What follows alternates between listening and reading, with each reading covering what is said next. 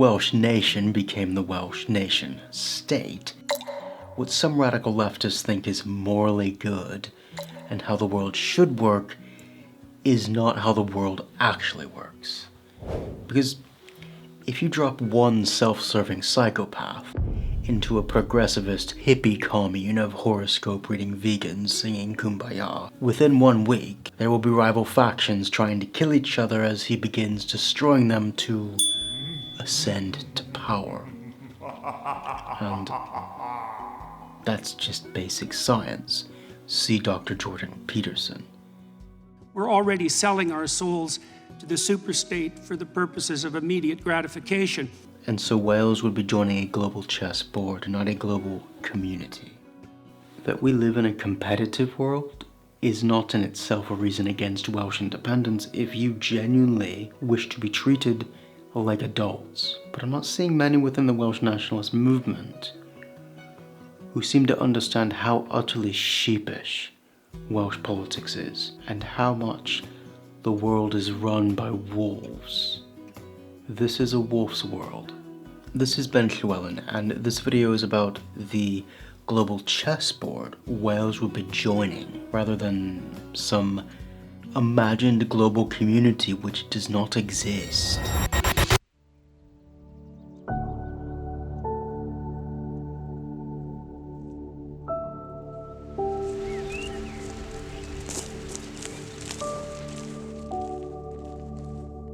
First things first, a Welsh state would need an army. I mean, we were conquered, and you're not going to allow ourselves to be ruled by someone else again for 800 years again, are you?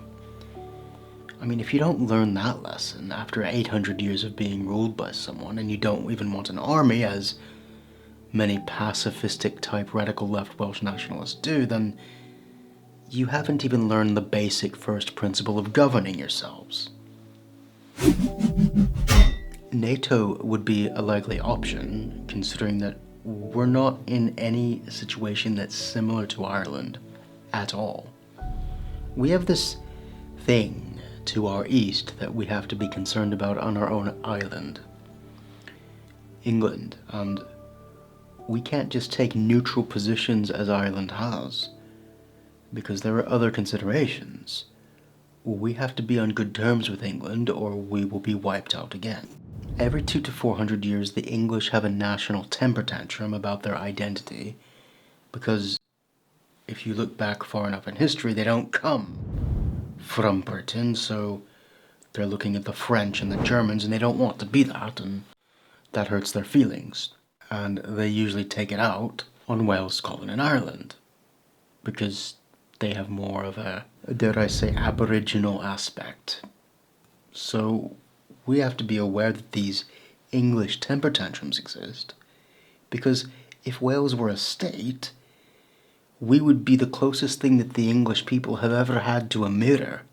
Every time they look at Wales, they'll be aware that their culture didn't completely, I mean, I grant that they've been here a long time, they didn't completely originate in Britain. They're vestiges. I'm not saying they're not British. It's just, which kind of British do you mean?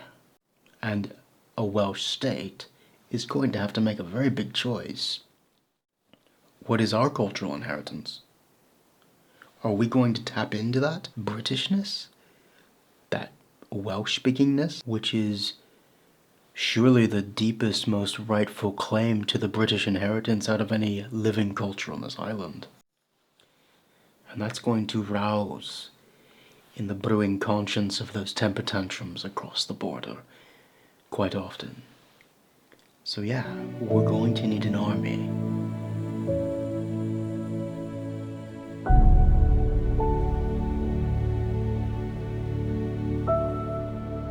Which brings us not to what's on the other side of that border, but the border itself. We did not draw the border. When it was established in 1959, they took all the good bits.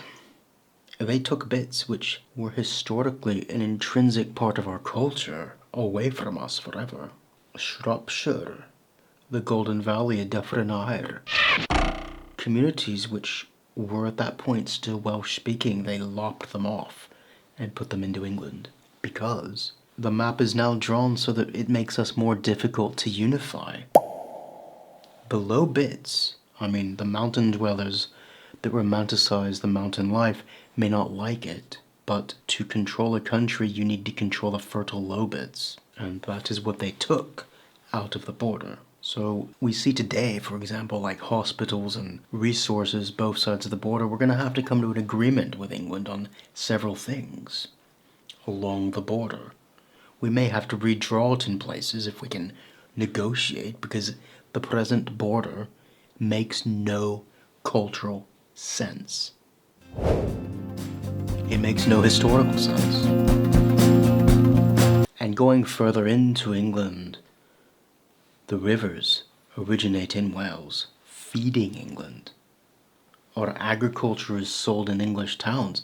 The basis even of the independent Welsh kingdoms was using the English market town economy to fuel their economy. When we were an independent country, our economy was built around exploiting tradesmen in England, because we didn't have everything we needed here, and they didn't have the physical resources we had here, so we put it there to bring money from there. And that's exactly what we would need to do. But that's a problem, because last time it happened, eventually England was like, why don't we just take it? That's exactly what happened. Those raw materials, which we're so rich in due to our fantastically beautiful geography. The point is, yes, we can sell our water, but we had better sell it to England at a good price. We're going to have to be on good terms with that. Especially if part of the English psyche is throwing a temper tantrum every 200 to 400 years about its identity. They depend upon our lamb. I mean, even many of our crops, our carrots, our mushrooms, our climate means that growing certain types of food is better here. Okay, not wheat and things like that, but there are things that we are capable of that the English landscape is not, and they have a lot more people they need to feed. England is the only country on these islands that is not capable of feeding itself entirely from its own land. That's serious for thinking in terms of the future, in how our relationship would be with England, because that led to them basically conquering other people. They needed to feed this massive population because they have the lowland, and the lowland is where people group together, meaning we don't have as many people. So we have to be on good terms with England in any potential Welsh state. This notion of creating some kind of socialist republic, as many Welsh nationalists want, it's just utter fantasy, and it turns me off, the whole Welsh nationalist thing. I mean, I do get it. I love this country. Now, I'm not stating which side I'm on this video. That's not what this is about. What this video is about is that England is a country that if we are independent, we are going to have to bend over backwards to be on good terms with. Otherwise, we could be wiped out again.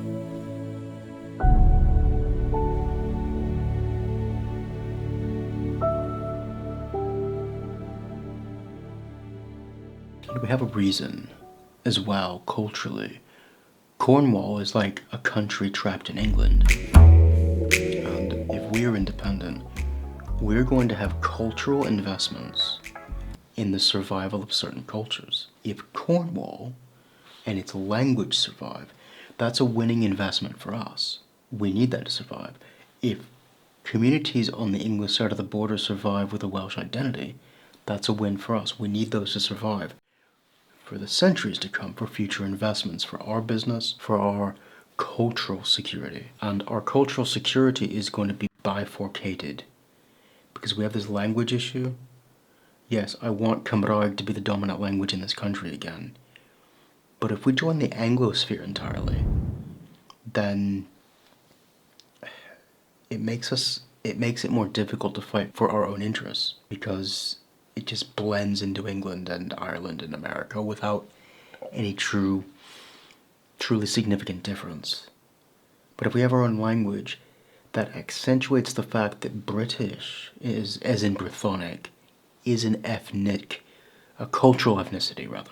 That gives us cultural strength. And I don't see enough of an emphasis on the wider ethnic diaspora of Welsh in terms of British, Brythonic speakers in other places.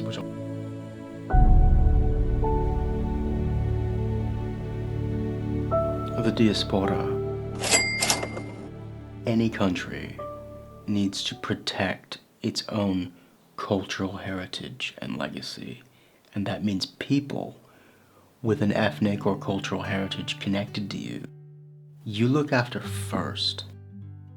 So we have Cornwall, like I said, but we have Brittany across the water, which is in the French state. That poses another series of issues. We have Argentina with a Welsh colony down there, which we need to be on the good side of Argentina, big time. But so long as England controls the Falklands, that puts us in contention with them, and we need to be on the good side of England, big time. So already in this geopolitics, we need to be close to both Argentina and England if Wales is an independent state. And those two clash with each other, right? We need to be on good terms with England, who often conflicts with France, and it goes through ups and downs in history. Those people that say that, oh, we're all friends now, history is progressing towards some kind of utopian end, they're not realists, they're not living in this world. England and France will smack each other in the future. That's inevitable as far as I'm concerned. Which means the Breton, who is a fellow investor in our cultural inheritance, we need to defend their interests because they defend our interests. They are an extension of our interests. And then within the concept of nationality being so connected to iaith, to language, the Catalans and the Basques, as my friend Adam said, are very much in attune to this idea. And that means we're going to have to play hardball with Spain, right? Which is a significant country within our wider cultural region. So already we have a tightrope to walk between Argentina and England. We have one to walk between France and England, and France and Brittany. I mean, that's just basic. That's even before we get started.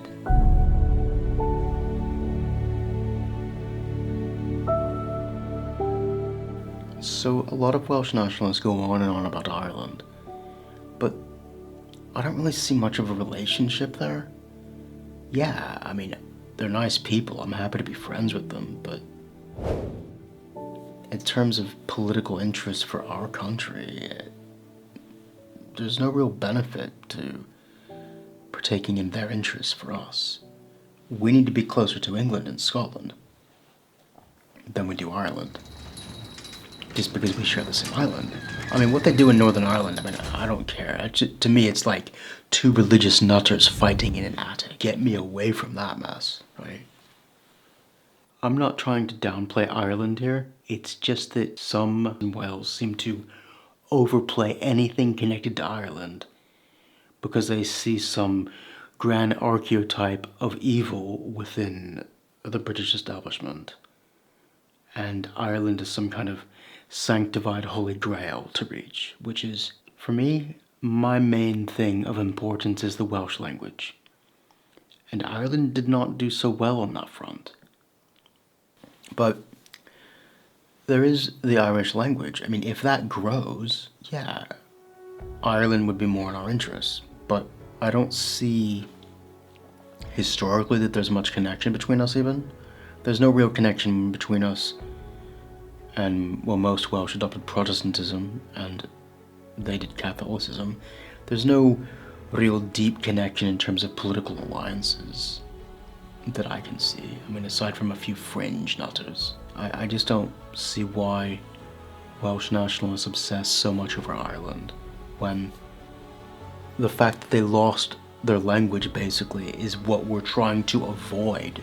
So surely becoming anything like Ireland is a step in the wrong direction for us, geopolitically.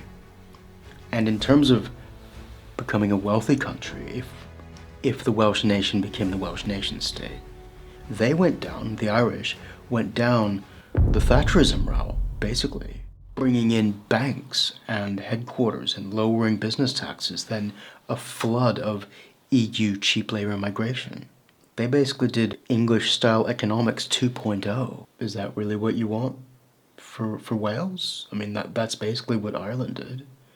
They're not socialist. I mean, they're not left-wing in any real sense.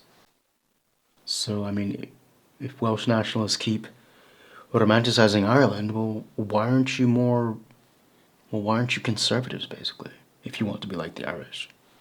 But in terms of our future with Ireland, I mean, we're in direct competition to attract investment.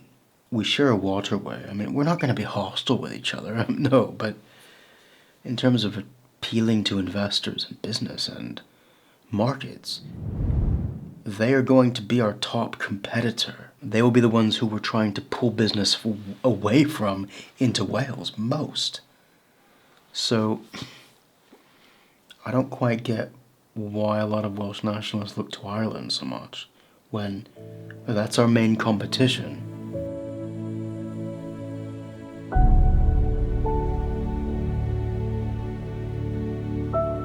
Scotland, I don't see any threat to Welsh interests at all.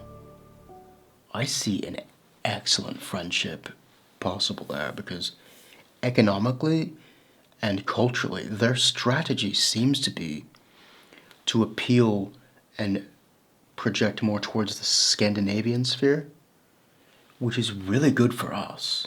I mean, if you think about it, we, with almost like a Latin influence in the underbelly of our culture in Wales, we're looking more towards, Brittany and France and the Basques and Spain, and so that, between us and Scotland, that's a really good combination, I see, for business interests, because England's between us, so there's none of our rivers flowing into their country, and there's no real waterway competition, really, between us, or economic competition.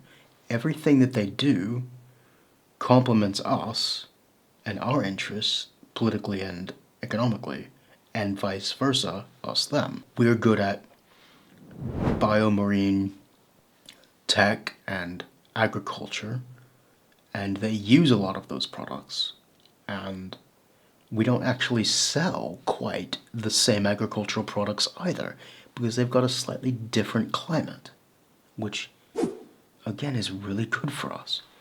So I see, politically, Scotland being a genuine strength for our interests, in geopolitical terms. What am I missing from the British Isles here? Do you know?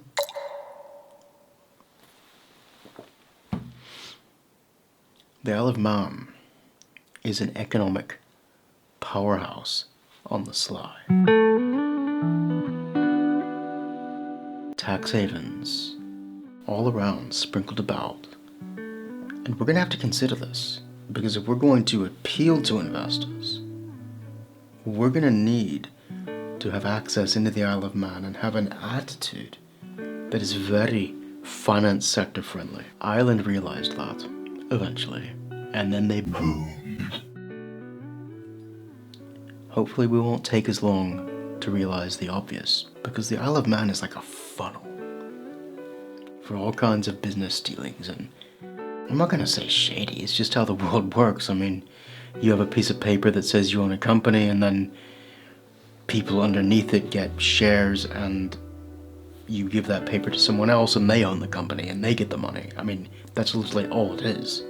It's just made up rings of boxes. If you're angry at the capitalist class, you're never going to be getting access into that, are you? We have Guernsey as well, the City of London, which isn't, it's sort of England, but it's kind of its own thing. quietly with its own investments and institutions and history, and we need access to that if we're a state. So again, being sensible rather than trying to get rid of the capitalist class. Yeah.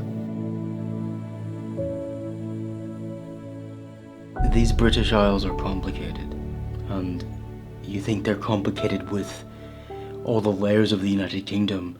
If there's a bunch of independent states, it's going to be a very dramatic time. These islands are rich. I love their layers, these British Isles. But there's layers of power that are channeled and centered around finance. And I don't think a lot of far left Welsh nationalists at least, I don't think they understand that how the world works, basically.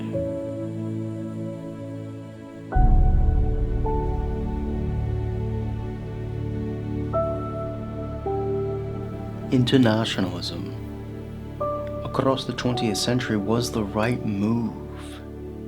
International organizations, that was the right move in the 20th century, to put your interests forward. But things are changing. The slope is slippery now.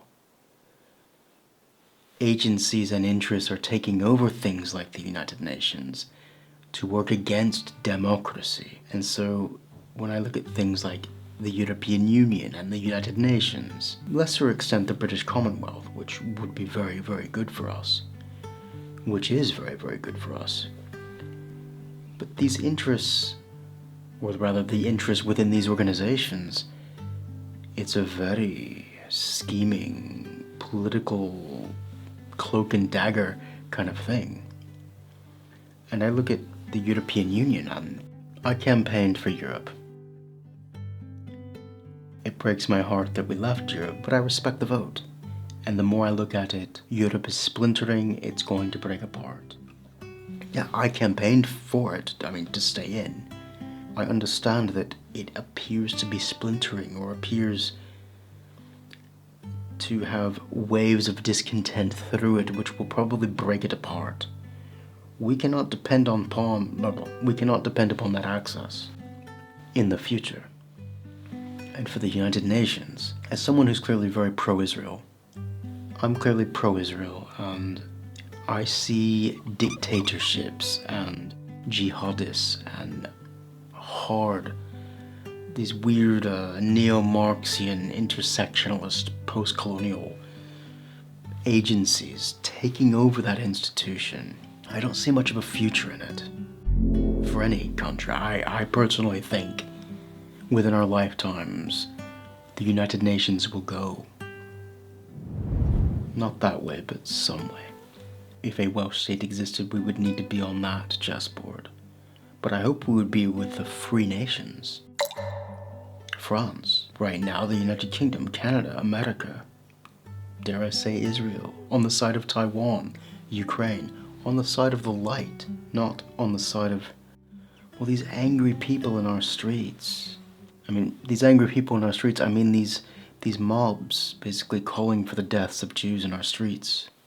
They don't seem to understand that if Wales is a state, groups like that are going to be used to undermine our own power within our own country.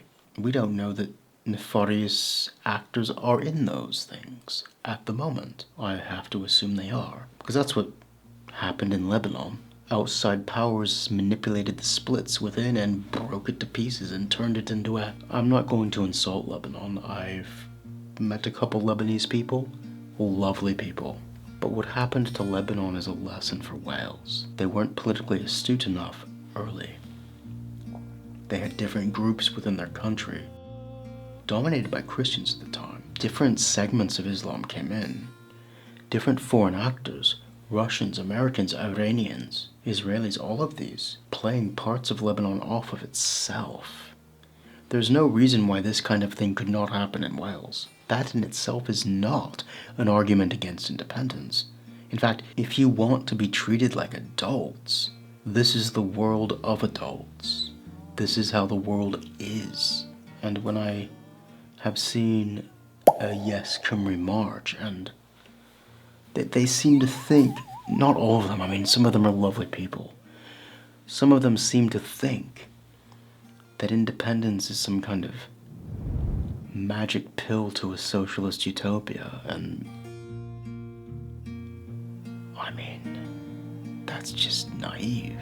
That's like, you're not even aware of basic human facts about what human societies do to function over time. I mean, we destroy ourselves and come back. We split and fuse. We disparage each other to gain position. We're friendly and kind when we're in the strong enough position to be so. And we're not immune from Lebanon's fate. The UN is suffering an illness of Islamicism. I don't mean Islam. Yeah, I've said that in other videos. Islamicism is a political ideology. It's not the same as the religion. And Maoism. These two foes to our values, our Western liberal values, that they're so strong that they're able to manipulate the United Kingdom. Maybe being an independent state is a way for Wales to get out of this. I don't know, maybe. What do you think? Let me know down in the comments. But I guess I made this video just to make people who are Welsh nationalists more aware that if you want to be treated like adults, fair enough. I respect that.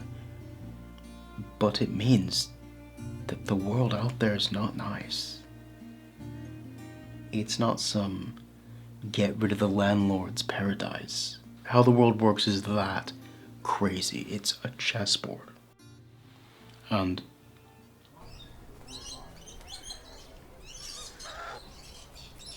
it's nearly Shabbat. So I'm going to stop recording this video and prepare. Have a good weekend.